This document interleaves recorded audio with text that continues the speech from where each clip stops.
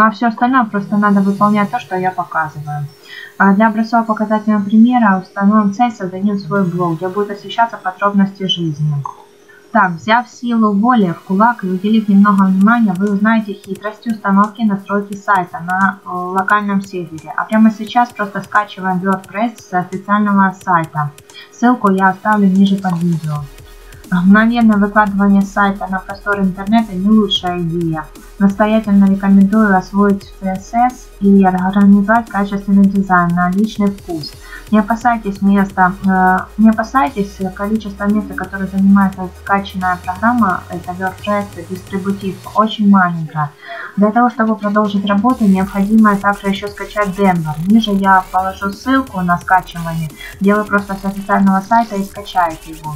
Все, скачали Denver, установили. Если да, то переходим в папку Home, которая по умолчанию располагается по адресу, который я показываю. Внутри Home создаем папку, в качестве имени задаем название сайта, например, сайт.ру. Внутри созданной папки прописываем вторую с постоянным именем www. Сюда копируем файлы из дистрибутива WordPress.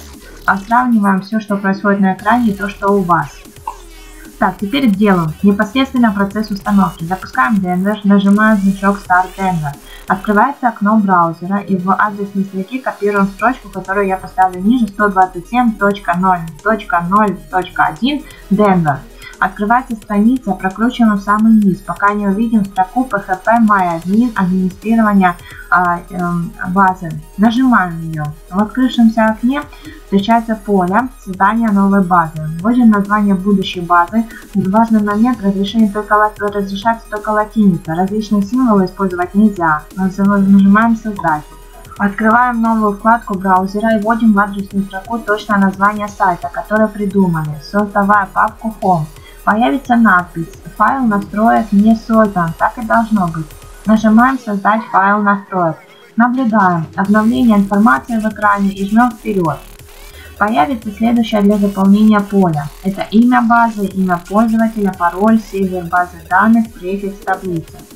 База, все, я показываю, что необходимо делать, пароль оставляем пустым. И нажимаем кнопку «Отправить». Увидим сообщение о том, что файл конфигурации успешно создан, и приступаем к следующему шагу, нажав «Запустить установку». Здесь от вас требуется всего лишь заполнить несколько полей. Заголовок сайта, который в чистом виде вы пишете сами. То, что видят сами пользователи. Имя пользователя, пароль, подтверждение пароля, ваш email, только он должен быть реальный, электронный почтовый ящик. И приватность. Это поставляем таким, как есть, ничего не изменяем. И нажимаем кнопку «Установить WordPress». Поздравляем, база настроек WordPress осуществлена. Можно двигаться дальше. Внимание! Это запомните, ребята, запомните. В обязательном порядке запомните или запишите все свои имена пользователя и пароли. На просторах сети располагается огромное количество бесплатных шаблонов. Тематики, жанра, все можно изменять и подкорректировать сами для себя. А запомните, перенос и все, что осуществляется, происходит в папке диск C, Word Service Home. Туда переходите там, где название вашего сайта, 3W, там находите WP Content Theme. И туда скачивайте все темы, которые вы хотите изменить. Дальше я создам видео, где более подробно будет описываться, пошагово показываться, что необходимо сделать. Просто я создаю блог, и вы будете вместе со мной. Всем спасибо за внимание. Оставайтесь со мной, подписывайтесь. Ну, если что-то не так, то комментируйте. Всем спасибо. Пока.